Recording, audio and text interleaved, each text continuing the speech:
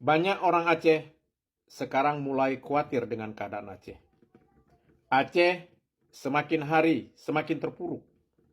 Aceh semakin hari semakin jauh ketinggalan dalam hal apapun. Kemudian banyak orang Aceh bertanya kepada saya, apa solusinya yang terbagus untuk Aceh? Jawabannya, Aceh harus merdeka dari Indonesia. Kita sudah mencoba hidup bersama Indonesia selama 79 tahun. Tidak ada perubahan apa-apa untuk Aceh, sekalipun Aceh memiliki hasil alam yang luar biasa. Kemudian, siapa saja boleh memimpin Aceh, sekalipun ulama yang memakai serban 10 lapis di atas kepala.